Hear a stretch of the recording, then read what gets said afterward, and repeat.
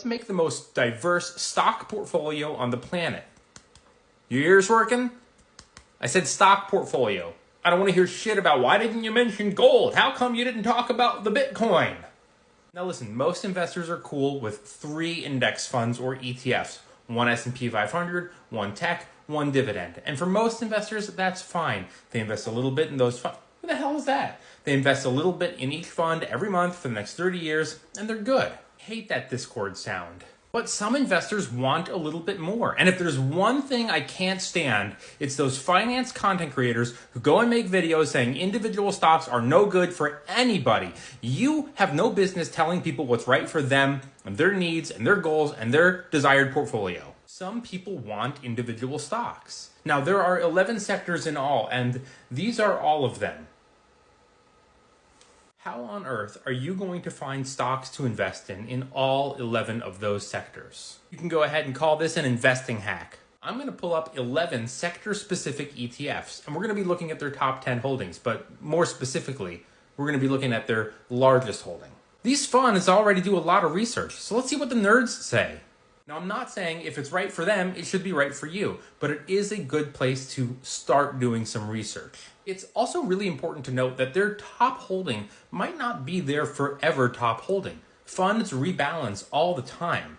Their number 1 largest held stock one year might become their 3rd largest holding the next year. So it's definitely important to monitor this if you're going to do something like what we're about to look at right now. Ready? Let's go. Oh, wait, first, smash that follow.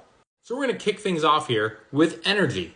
And you can see that their largest holding is Exxon. If you're an ethical or a green investor and you just can't invest in ExxonMobil, that is okay. We're going to look at an alternative.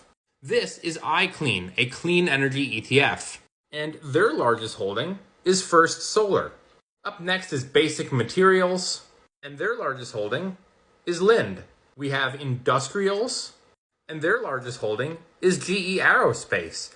And actually last year, Caterpillar was their largest holding. Next, we have Consumer Discretionary, and their largest holding is Amazon. Moving on, we have Consumer Staples. Their largest holding should be no surprise, Procter & Gamble. And then we have Healthcare. Their largest holding is Eli Lilly. Finances. Their largest holding, Berkshire Hathaway Class B. Moving on, we have Communications. Their largest holding, also no surprise, Meta. And then we have Utilities. Their largest holding, NextEra Energy. We are almost done here. We have Real Estate. And their largest holding is Prologis. Wrapping things up here, we've got technology. Before I click on holdings, you want to make a guess? What do you think their largest holding is going to be?